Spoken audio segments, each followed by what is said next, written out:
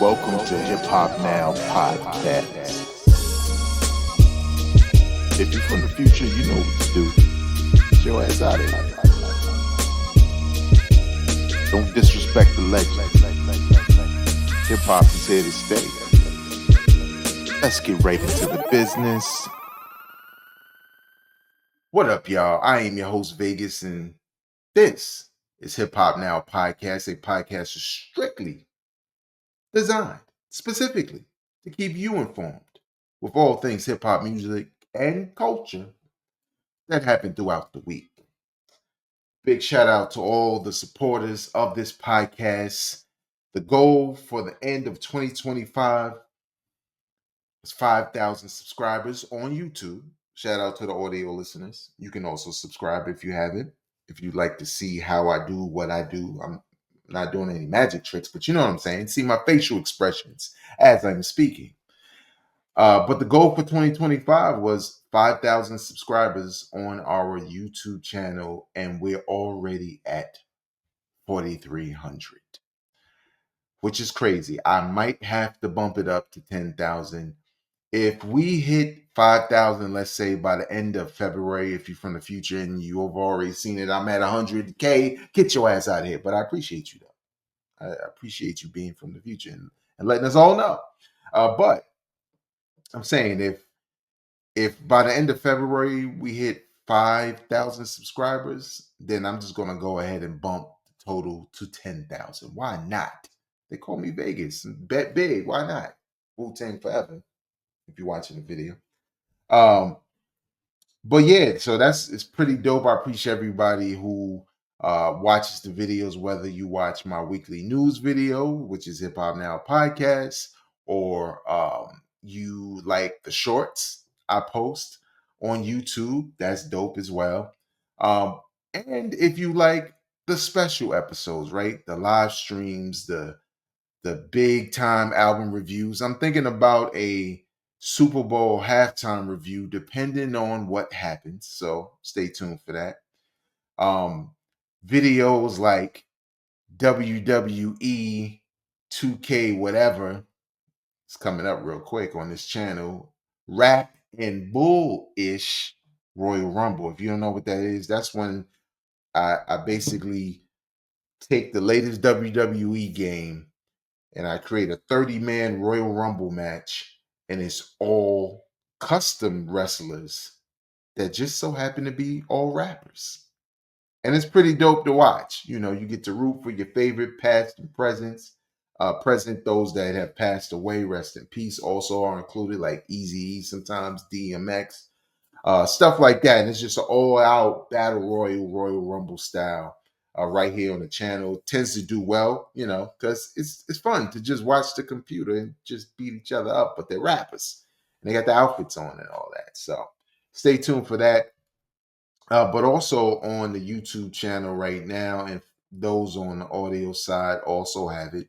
The latest episode of That Time in Hip Hop, featuring my partner in rhyme, Tony from Into the Dome podcast, also right here on YouTube. And the podcast, if you don't know, is really about historical moments and albums and figures and films and stuff like that within hip hop's history. And this latest episode is about the blog era. You know, and if you don't know what the blog era is, like, yeah, what is that? That's a time during the digital age, the early 2000s, 2010s, where you had mixtape websites and music discovery on different websites, stuff like that, Piff. Also, the types of mixtapes that were dropping once upon a time, mixtapes were actually DJs mixing. And then it evolved into, exclusive records from different artists. But somewhere along the time of the 2000s, really, that blog era, a lot of artists, especially newer artists, started putting out projects that contain or mixtapes that contained original beats. And there's a ton of them, classic series of albums, anywhere from you being introduced to Drake to J. Cole's run, Wiz Khalifa, Odd Future. Like it's just so many. Currency. Um, Shout out to Lloyd Banks. That's where I discovered on that piff on his Halloween Havoc series, which I think is criminally slept on. Criminally slept on. So many dope additions. And this was before, because I know a lot of people like, what about Fab and the Soul Tape? That was the blog era was over, fam, by the time that happened. But the mixtape game was still somewhat there. But we're really talking about those early 2020, early 2010s, where it was popping. So you can check that out right here on the channel. It's a lot of content, a lot of history, a lot of context. But we are here to do something else. Big shout out to hiphopdx.com, Double XL Mag, and a couple of places where I get my stories from. Let's get right into the business, though. Let me get the hip hop pose. Alchemist, 2 Chainz, and Larry June are teaming up for a joint album. Now, I know you may be saying to yourself, who, and maybe who? If you're not really locked into hip hop like that, maybe you know Alchemist. Maybe you know 2 Chainz. Maybe you know Larry June. Uh, the name of the album is going to be called Life is Beautiful. Let's see if there is a release date here. This is coming from Hip Hop DX. It was a song was posted on Alchemist. A video actually for a song called Bad Choices was posted on Alchemist IG. The trio released the first single and its accompanying video, Bad Choices, earlier this month, though they didn't reveal that a full project was on the way. So I think there's probably like three songs available. I'm not seeing a date though. So obviously, if they are releasing this quick, this album is probably right around the corner. If we just keep it a buck, uh, it's probably on the way. Now, how do I feel about this? Personally, how you feel? Leave your comments in the comment section below. I'm not mad at the combination. I mean, obviously, I like Alchemist. I don't like everything he produces, but typically, I like most of it. Um, 2 Chainz, I know when he's asked to step in that hip hop bag, he shows up, right? He shows up. I don't care what you feel about his trap music. When he had the best verse on De La Soul's, the one of the songs he was on their album, I was like, wow, that's crazy. 2 Chainz. Why? 2 Chainz could rap. He had a dope song that was on Eminem's last album that I thought he kind of killed that. So Larry June is a dude who I'm kind of hit or miss with. I know everybody loves the album he did. I think it's called The Great Escape with Alchemist, but the disinterested flow is just doesn't do anything for me. When I say the disinterested flow, I mean Larry June, Bodie James for sure. Sometimes Rock Marciano, right? But he kind of always kind of rap like that, and it's more aggressive than those other two I named. So it's probably unfair to include him, but Bodie James and Larry June should be enough. Now with Larry June specifically, even though I wasn't the biggest fan of The Great Escape, I think that was because Alchemist beats weren't like they just didn't match with him. I just didn't really care for it that much. But then Larry June put out a joint that was more the beats were more like West Coast laid back ride to beats. And then I was like, okay, if he does this, I might be along for the ride. Am I anticipating this album? Not really. If it was canceled tomorrow, I'd be like, okay. But will I listen to it? Of course. I mean, it's enough there that I like that I'm willing to check it out. And I get the feeling, I mean, I've heard the singles. So it's kind of in that, even with 2 Chainz, it's kind of in that disinterested lane a little bit. But again, like I said before, listening to singles nowadays, you just never have an idea of what the entire album sounds like. Sometimes the songs fit within the mode or within the sequence of records that make them sound better, or at least you understand the context in which it was created to based on where it lands within the album, if that makes sense. So I'm not excited, but I'm definitely curious, and I think coming out of the gate for 2025, as far as albums it's been slow. So boss, it's been a little bit slow, which is not bad. I mean, we're only really hitting February, and things should start to pick up now. And obviously, as we head into the spring, so we'll see. It is definitely piquing my interest, and who knows, maybe I'll like it. So we'll see. Roxanne Shanté is going to receive the Grammys Lifetime Achievement Award. Now, I'm not trying to throw shade at all.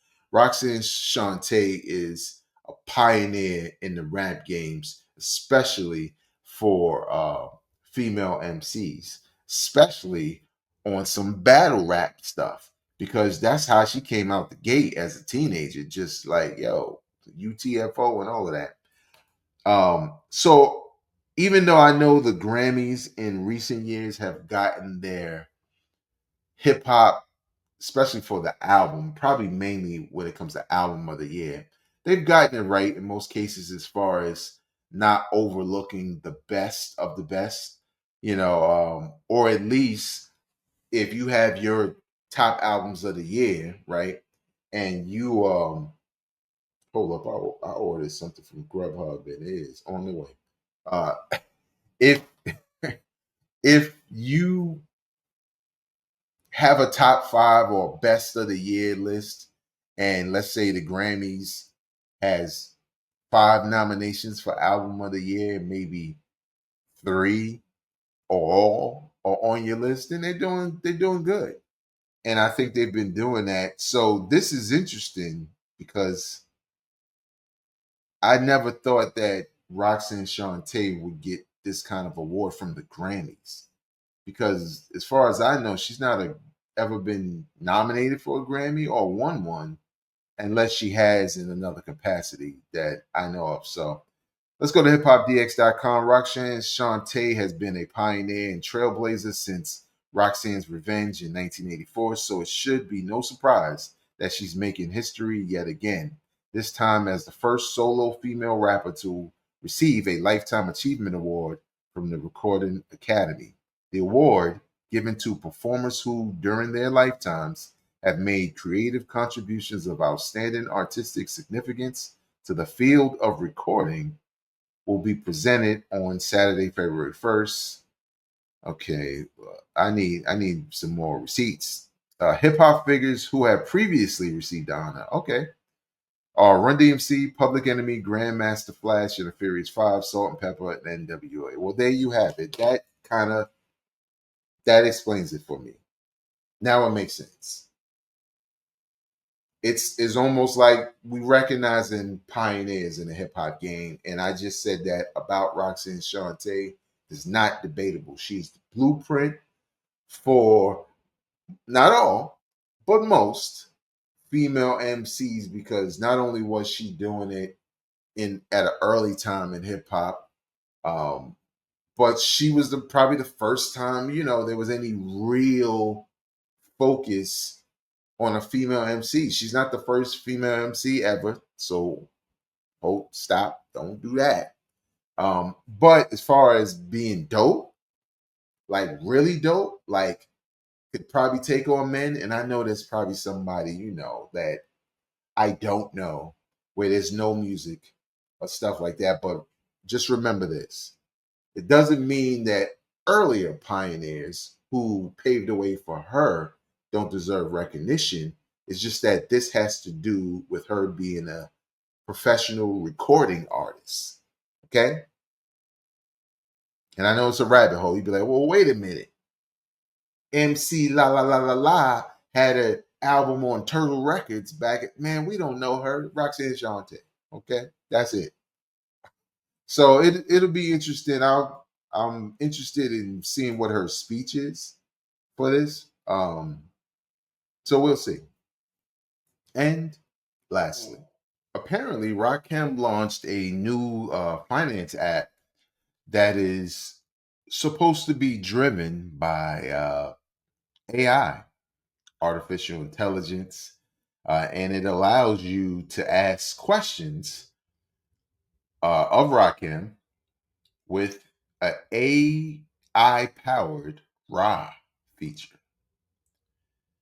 which is interesting. So let's see. This is also piggybacking off of a Hip Hop DX article. I don't think I like this description, but I'm going to read it anyway. Independent urban music artists and creators often struggle to gain financial stability despite their market impact, Rakim explained.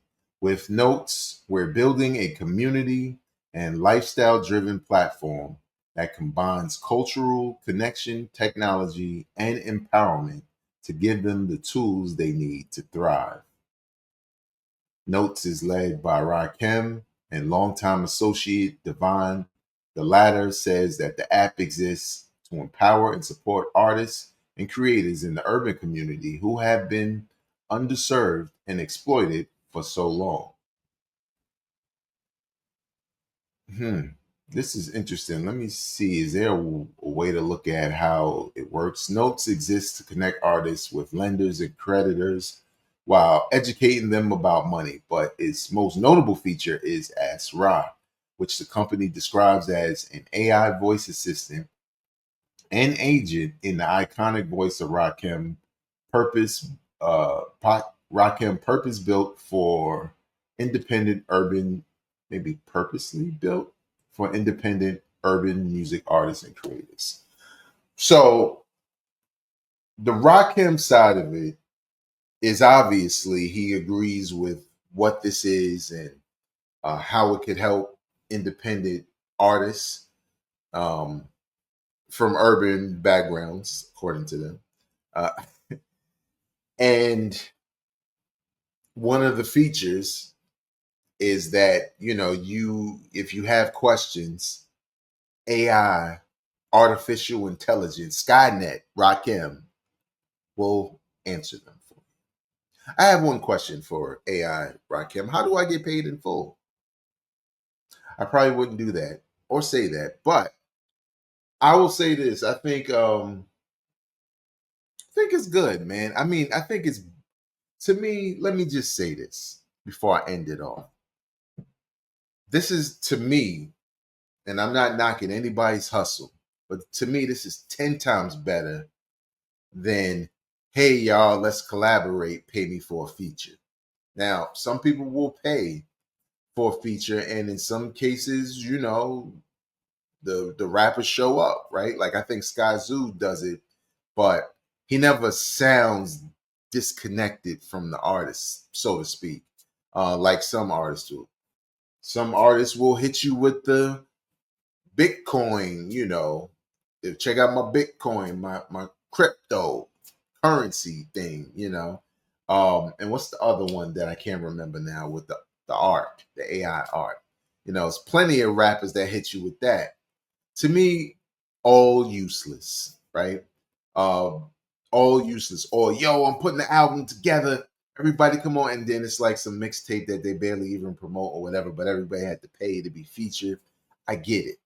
But this can also be looked at like that because of, credit and stuff like that. But it also offers an opportunity for you to learn, right?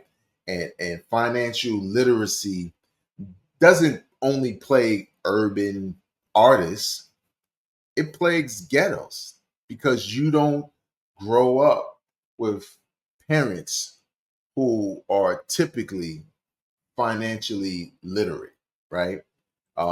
To a degree that could help you, right? There's certain things where my mother used to be like, don't get a credit card.